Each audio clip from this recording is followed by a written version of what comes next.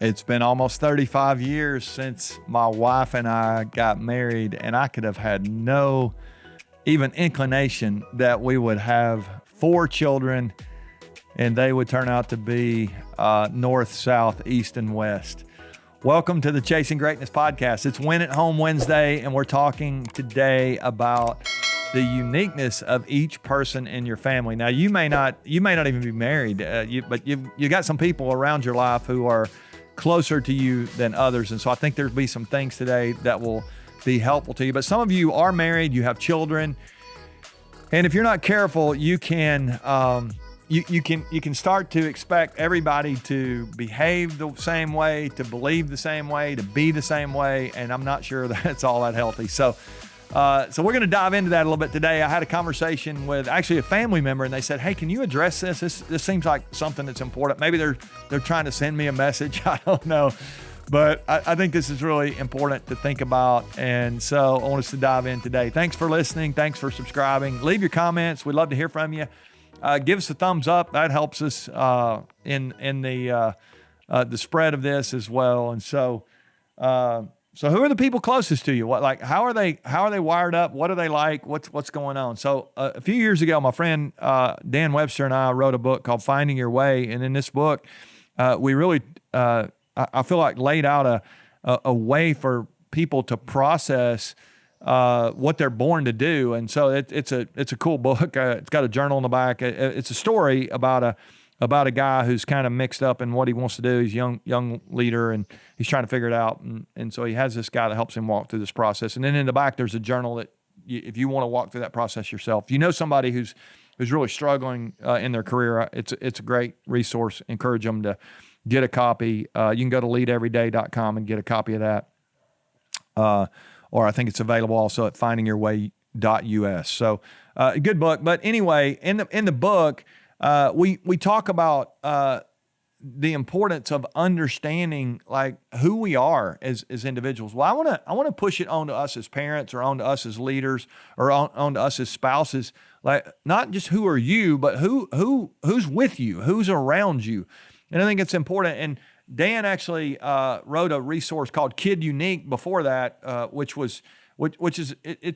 gives us as parents a lens to look at the uniqueness of each of our children. I highly recommend that as well. You get that at danwebster.com.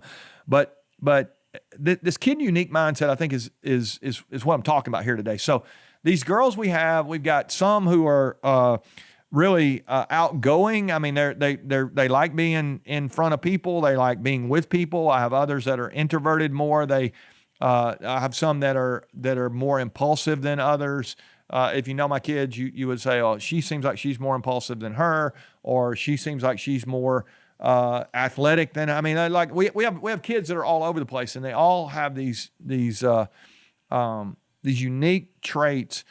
And I think that's important to understand, like who's around my table. Now, let me tell you what could happen. This has actually happened in our home before, where I have actually, there's expectations that you put on people.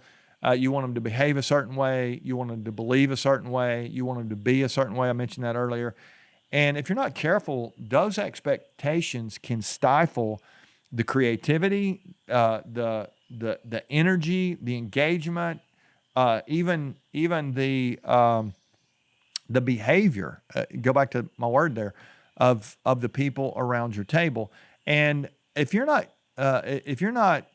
aware of who's at your table, I challenge you to really think about like what is it that makes each one of those people unique. One of the pictures we use in Finding Your Way is the idea of a radio station, like dial the radio dial on your in your car. Now we have cars now they're not like the cars that we had when I was a kid. The cars we had when I was a kid, there were no automatic window. We had the little crank on the side. You rolled down the window. It's kind of crazy.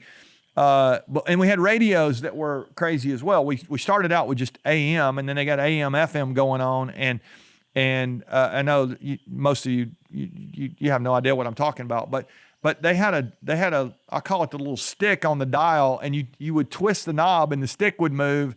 and the static would start coming in, and you hopefully were close enough to a town. I grew up in a small town, so we had a little town near us that was big enough to have a radio station. We finally got one, but you could get the dial close enough, and the static would come, and then it would start to get clear, and the more you got it dialed in, it became, the clearer it became.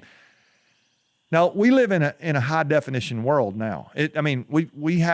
We have digital. You want 99.3, you just punch in 99.3 and it goes there. There's no stick. There's no twist in the dial. I think when we look at the lives of the people around us, there are frequencies that each one of them carries with them, and when we get them dialed in, or we understand how they're dialed, how they're wired up, I guess I would say it that way, it becomes a powerful way for us to love them, to lead them, to serve them, as opposed to so often I want to speak in my frequency, or I want to speak my language. There have been so many times we've had an opportunity to go to other countries, and there are other languages that are spoken in most of those places. And it's frustrating when you try to speak your English language in this case, and others don't understand, and and saying it louder doesn't make it more understandable. I think sometimes we have these relationships around us, and we think if we just keep saying it this way, they're gonna get it, and that's not the way it works. It's louder. Being the loudest doesn't make you right, that's for sure.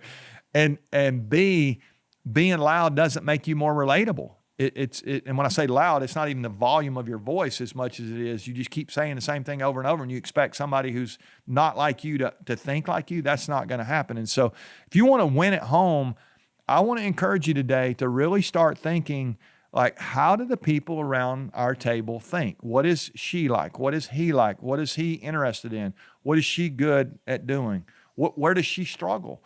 Where does she need to be challenged, and she needs to be encouraged? This is two different she's in that case. You got one kid, they need to be challenged, and they really respond to that. You got one kid that really needs to be encouraged. You got somebody that needs to be supported. Somebody that doesn't need a lot of support. They just need to know you're there if they need it. So I think this is a really important conversation for us to have, and I want you to think about the people that you live with. If you will really begin to become fluent in the language of your people, so to speak, it really can open up those relationships to a whole new level. So if you want to win at home, you got to get this right. You got to understand this. Being louder is not going to make you right. It's not going to make you more relatable. It's not going to make you more endearing to the people around you. If you bring this loud presence and you have your way or the highway kind of mindset, people are going to check out on you just like that. And so I don't know. I need to be reminded of this. I guess if nobody else is learning anything today, it's just helping me.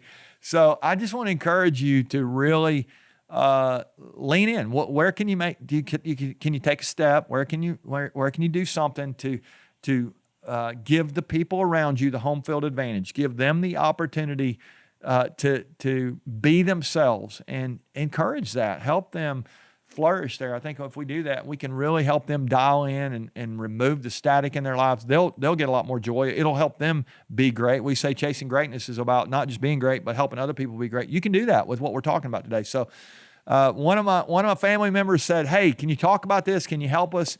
I think it'll help us win at home if we can understand each other better. I think that's really important. We want to win at home. To me, this is the most important. I think winning begins at home. This is huge. So don't want to just win at work. If you win there and you lose at home, you still lose. You really want to win. If you want to do that, help each person be who they're created to be. Encourage that.